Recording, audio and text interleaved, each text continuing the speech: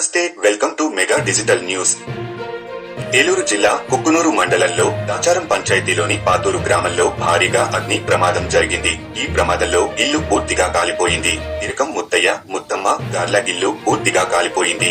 అర్ధరాత్రి 12 గంటలకు అకస్మాత్తుగా మంటలు చెలరగడంతో గ్రామస్తులంతా మేలుకునేసరికి ఇల్లు పూర్తిగా కాలిపోయింది. మంటలు భారీగా వ్యాపించడంతో ఇంట్లో ఉన్న ఏ వస్తువును బయటికి తీసుకురాలేకపోయారు. బాధితులు తమకున్న మొత్తం ఇంట్లోనే గాలిబూడిద అయ్యాయని, కట్టుబట్టలతో మాత్రమే మేము బయటకు వచ్చామని, ఇన్ని రోజులు కష్టపడి దాచుకున్న సొమ్ము మొత్తం కాలిపోయిందని హృదయాన్ని తలపించేలా ఏడ్చుకుంటూ కూలిపోయారు. ఆధార్ కార్డు, పాస్ పుస్తకాలు, కనీసం పట్టుకున్న సెల్ ఫోన్ సైతం బయటికి తీసుకురాలేకపోయారు. ప్రభుత్వాలు ఏమైనా ఆర్థిక సాయం చేయాలని హృదయపూర్వకంగా కోరుకున్నారు. ఇదిలా ఉండగా గ్రామస్తులు మాట్లాడుతూ అర్ధరాత్రి 12 గంటలకు మంటలు చెలరేగడంతో మేము అందరం చూస్తూ ఉండగానే ఇల్లు పూర్తిగా దగ్ధమైపోయిందని, సమయానికి కరెంట్ కూడా లేదు అని గ్రామస్తులు తెలియజేశారు. ఇంతలోనే సమాచారం అందుకున్న కుక్కునూరు ఫైర్ స్టేషన్ సిబ్బందులు ఘటనా స్థలానికి చేరుకొని మంటలను అదుపులోకి తీసుకొచ్చారు. బాధితులతో మాట్లాడి వివరాలు సేకరించారు. ఈ ప్రమాదంలో గ్రామంలో ఉన్న ఇళ్లకు ఎటువంటి నష్టం జరగకుండా ఫైర్ ఇంజిన్ సిబ్బందులు మంటలను అదుపులోకి తీసుకొచ్చారు.